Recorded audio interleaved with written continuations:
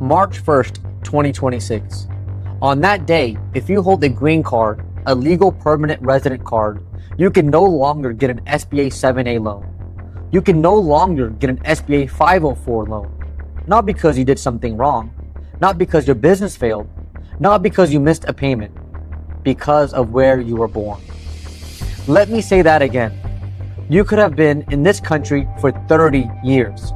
You could employ 50 Americans. You could pay every tax, follow every law, build every business the right way. And starting March 1st, the government says your money is welcome, your taxes are welcome, your jobs are welcome, but you are not welcome to borrow. This is not about illegal immigration. This is about legal permanent residents being told you don't qualify. Our parents knew this feeling. When they came to this country in the 60s and 70s, banks wouldn't lend to them. Insurance companies wouldn't cover them. Not because they were bad risk, because they were Indian.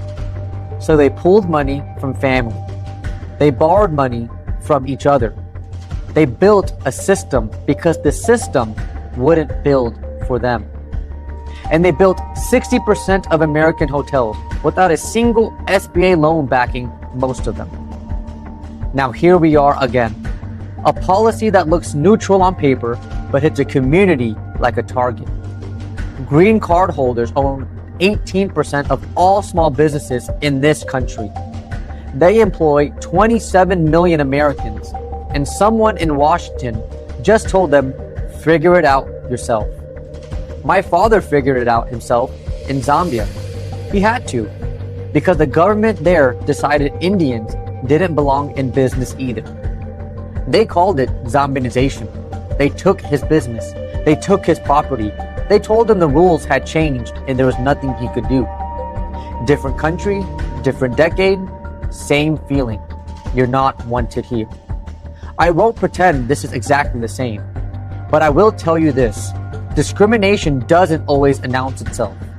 Sometimes it shows up as a policy change on page 47 of a government procedure manual. And by the time you notice, the door is already closed. This is where AAHOA must lead. Not with silence, not with the press release nobody reads, but with action.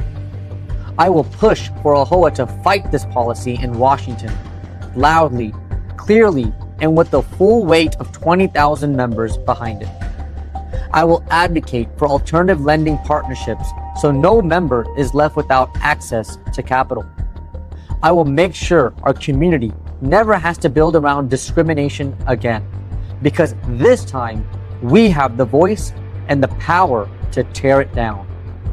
Our parents couldn't fight the banks that rejected them. They had no seat at the table. We have the seat. We have the table. We just need someone willing to slam their fist on it. That's why I'm running.